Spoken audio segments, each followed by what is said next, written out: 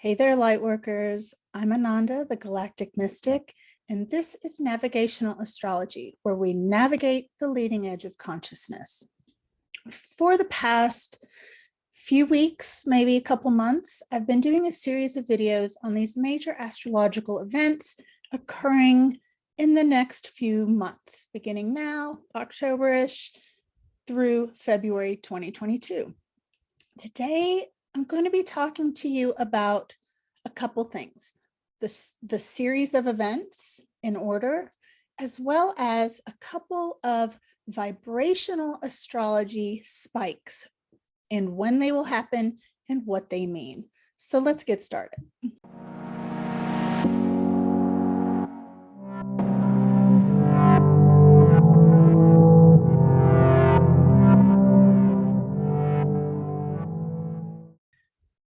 Let's talk a little bit about vibrational astrology. Now, I am not an expert in vibrational astrology, but it is something that I use in my interpretations, and it's something that is interesting to look at when we're looking at history and what is to come. So I'm going to show you a chart, and it's not an astrology chart. It looks a bit different. You'll see what I mean. This is a chart that my astrology software creates when I'm looking at mundane or electional astrology, which means it's the planets in the sky in relation to each other. I'm not looking at any transits to any specific chart. And so right away, you can notice these four spikes. So this entire chart runs from September 11th, 2021, which you can see right here, all the way through to February 27th, 2022. And I particularly want to look at these peaks here. So what are these showing? These are showing the software has a particular valuation system where it takes the harmonics and the vibrational aspects of the transits and gives them a number value to show how much of this energy is present at any given time. And so these are obviously two different vibrations happening 2 times each. So this purple, I guess that's, yeah, we'll call this purple. Well, I don't know. We'll call this blue and this one purple. So the blue is, if you look down here, inner wisdom, depth and discipline, harmonics 7 and 14.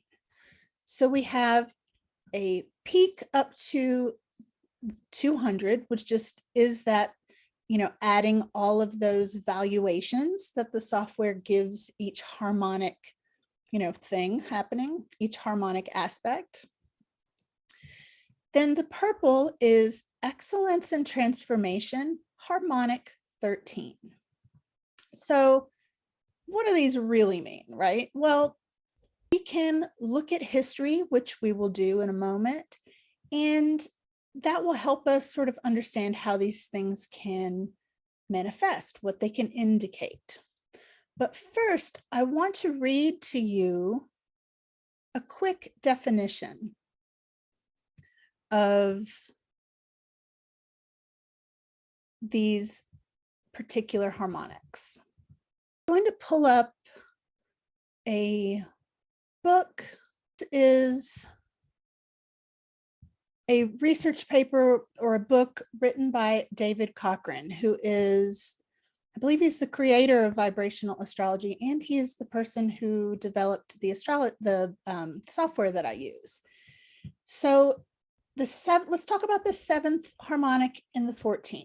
So let's see what he says here. The 7th harmonic is creative, mystical, and religious. It is man's highest flights of creative imagination and of his lowest depths of destructive illusion. The 7th harmonic indicates a deep, sensitive inner searching. It has to do with inspiration, what inspires us and how we can inspire others. This is an important ingredient in creativity. This can produce a strange aptitude to channel this sense of serendipity into situations that are in need of some kind of divine intervention. It indicates things from beyond and not of the earth, the otherworldly. It can indicate creative growth at a price and irrational relationships that also confer the hidden underlying nature and deeper destiny. Okay, so that's the 7th harmonic. The 14th harmonic is basically the 7th, but it is that energy but we're sharing it with others. So it is more of a collective energy. Okay, so now let's talk about the 13th vibration. The 13th harmonic is the one among the 12 and suggests lordship. It seems to have a similar effect to the design of Scorpio. They both relate to death and rebirth, transformation, as well as group resources and values. Indicates a sense of mission and purpose, a feeling that one must achieve something great or unique. It also indicates giving up what one has completed in order to move on to the next cycle of activity. Now, a lot of that can still seem kind of, abstract. The 7th vibration is a septile, and a septile is a wisdom-seeking energy. It's the first of the aspects that is infinite, meaning we can't divide a circle by 7 and get, an even number. We get a number that goes on and on and on to infinity. It helps us connect to realities beyond the norm. But just think for a moment, what kind of things cause us to see beyond the norm? That's a good question to ask. And then the 13th harmonic is, we can think of this as very Plutonian, very Scorpio in nature, transformation, death and rebirth, intense experiences. Okay. I want to show you, I'll bring this picture back in a moment. I want to bring up another one that will show you an interesting story that uses the 7 and 14. So this graph shows the period of time from September 1963 to December 1963. And so this here, all of this 7 and 14 vibration, this was the assassination of John F. Kennedy. Now, I'm going to tell you the dates and the history of how this graph is showing what is happening, and it's going to blow your mind. So the assassination of John F. Kennedy occurred on November 22nd, 1963. So that is shown right here, this peak. And this is only at maybe 70. And it's interesting because you would think that the initial spike would be higher, right? An event that causes us to become reverent, and it is a shared experience. Okay. So, but then this gets, a lot more happens here. So what's going on? So here was his assassination. Here, it rises a little bit. On the 25th, this was his funeral. And well, I wasn't alive then, but I'm pretty sure it was a really, really big deal. I've heard people talk about this and how devastating it was and how everyone was just gutted. And it brought people together as well. It was a shared mourning. Then on the 29th, which is 29, I believe this is the 29th here.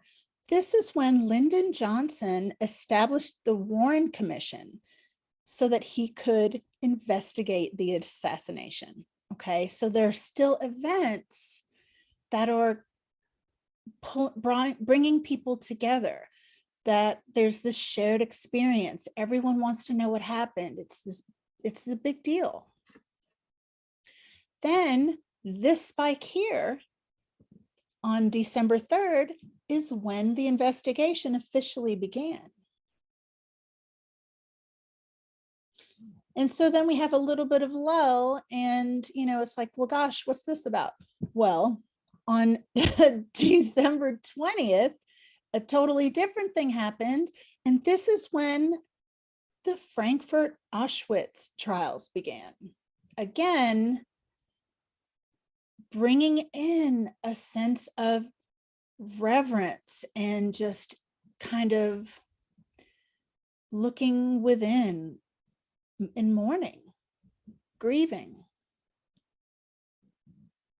Isn't that interesting? So let's look at a historic event that has a 13 vibration. This is the chart for 9/11. However, we don't see a peak on actually 9/11, do we? There's there's a spike here of 7 and 14. It's at 80. And that looks like maybe the 9th or the 10th. But we have this pretty big 13 spike over here on September 3rd. And so it goes to show that it's not necessarily about exact days all the time. Now, with the JFK chart, it was exact days. But this chart, it isn't. Although it does make me wonder if perhaps those attacks were not planned for this time. I don't know. We'll never know, or maybe we will. I don't know. But it was still a major 13 vibration type of event. And we do have a major spike in 13 vibration nearby. So some perspective. So with these spikes in mind, let's look at the order of events and see how this plays out. Okay, so the order of events.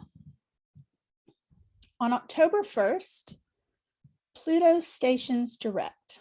Pluto is currently retrograde, like most of our outer planets. Mercury is about to go retrograde, all the retrogrades. So this is, now in this entire document, I'm documenting the dates of stationing for planets because I'm doing that instead of the dates that the forward motion officially begins, because station days are always weird. They just are. No matter what planet is stationing to go retrograde or stationing to go direct, the station days are much weirder in my experience. I always feel them, and it feels, usually, it feels uncomfortable to me. So October 1st, Pluto stations direct.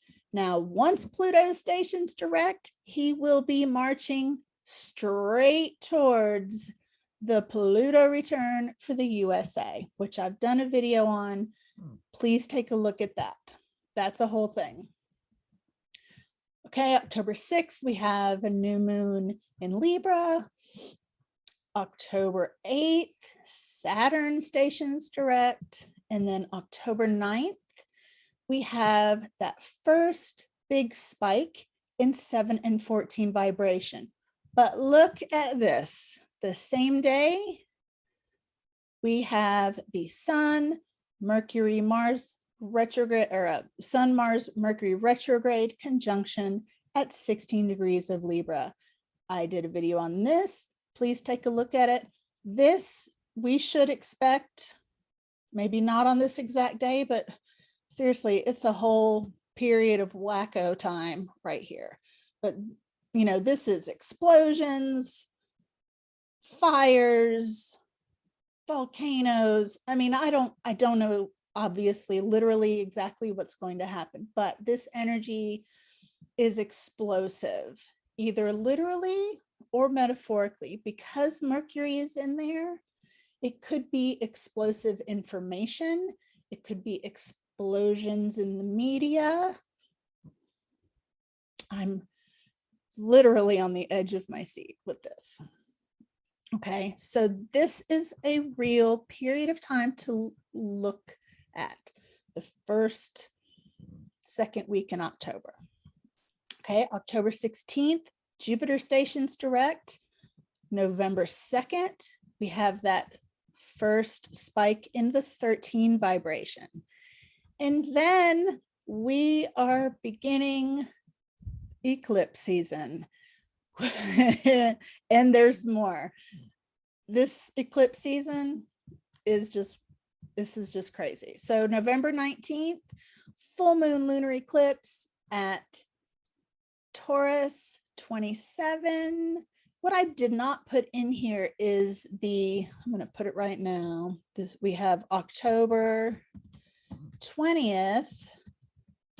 We have the full moon at Aries 27 degrees, which is the Andromeda galaxy. The Andromeda galaxy is freedom, baby. This is an injection of freedom energy. So how is this playing into all of this?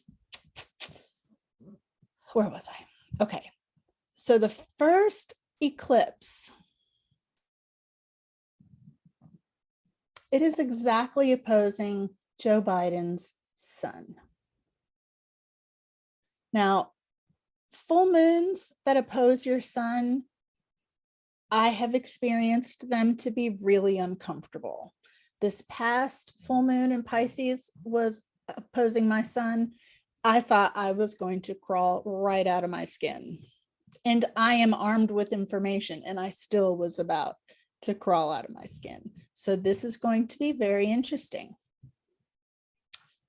Then within that eclipse portal window, November 29th, we have the second spike in 7 and 14 vibration. Now, I want to mention here that the spikes, these are the dates of like the highest point. There is a build up and a release. So I don't want you to think of these dates as exact, but honestly, there's so many of these dates, and that's kind of my point. The order of events is a lot of events. It's unusual. Oh, my foot is itching. It's unusual to have this many big things happening at once. And that's literally my whole point of this whole series I've done and this list of the order of events. It's like every few days, there's a big thing happening in the sky. So then we have the supermoon, new moon solar eclipse. Y'all, this one is exactly conjunct the ascendant of the United States. Exactly, which, just for some context, it's the same point that Pluto was at when 9/11 happened. Yeah. And just to go back a little bit, this whole situation here is happening in the 10th house of both the United States and Joe Biden. 10th house is public status, you know, our cosmic job description, our greater path in life, our reputation, our visibility, all that stuff, our leadership. Goodness. So then we have December 12th, 12/12, 221, 12/12, 2021, spike in 13 vibration. Okay, then we have a bit of a lull. at least in these events. Will we have a lull in actual events? I don't know. January 15th, Uranus stations direct. Now, I almost feel, and you know, I don't have any kind of real attachment to like making predictions and having them be right. I don't care if I'm wrong. I don't care. I'm not attached like that. I just kind of, it seems to me like this whole situation, I mean, it almost feels like there are like three or four or more different events. Okay, I definitely feel like this is an event, or around here is an event. And then honestly, you know, this feels like an event. And then we have a break, and then it feels like this is another event. Okay, so Uranus stationing direct, and then a few days later, the nodes transit into Scorpio and Taurus. I made a video on that. This one, I cannot fully express how much guidance is in this particular event, because this movement into the nodes, or this movement of the nodes into Scorpio and Taurus, is really kind of telling us what everybody else is going to be doing and what we as conscious creators, as light workers, as leading edge beings should be doing. And that is being calm, being the lighthouse in the sea of crazy. And if you've been watching my videos, when I say crazy, I don't mean actually crazy. I just mean the unconsciousness, the way that we act and the things that happen out of unconsciousness. I did put oh yeah, so this is interesting. Uranus stations direct January 15th, same day, the same day that the nodes transit into Scorpio and Taurus, Uranus begins to move forward. Then a month later, we have the Pluto return of the United States.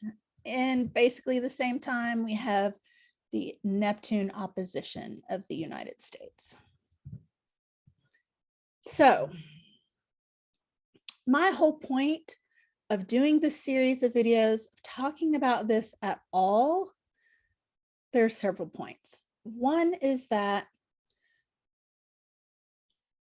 I feel like we need to mentally prepare for some big changes. So have you heard this story about when Magellan's ships came to, were coming to the shores, the natives couldn't see them, even though they were right there. Like they couldn't see them at all. Because they had never seen anything like that, they couldn't register what they were looking at. And so their brains protected them from the shock of seeing something that was just impossible, right? Now, I don't know if this is literally historically accurate, but I see this type of thing happening now all over the place. There's so much cognitive dissonance. I have experienced this with trying to share information, which if you're like me, you've learned you can't bother. I tried to share government data that was not, a conspiracy theory, was not, it was the website was .gov, uk.gov, was trying to share this data. And in this data, it showed part of the running narrative, but also within that data was the stuff that we're not being told. And my thought was, this is great. This is government data. I'm going to share it and they're going to see it. Yeah, that's not what happened. That's not what happened at all.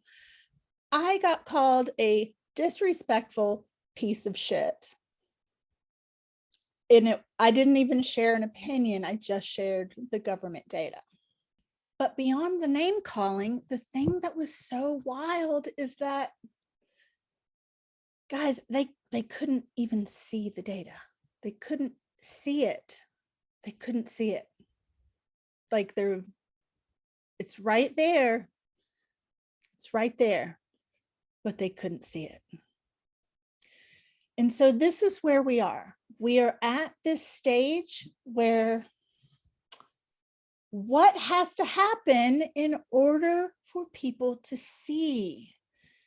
You know, human beings, we do so much to push the edges of our experience. We'll jump out of a plane to test our bravery. We'll climb Mount Everest to test our endurance. We'll do all of these adventurous, thrilling things outside of us to prove or to experience something.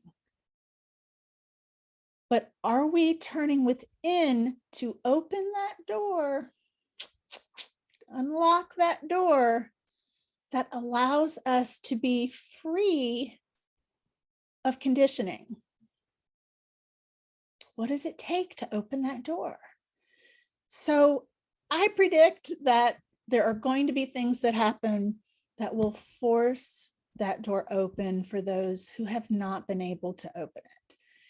And for us, most of us, this means it's go time. It means that it's time to do our job, to be the sane people, to show them that it's going to be okay, that we've got this together. We're in it together. It's going to be okay. That's my message.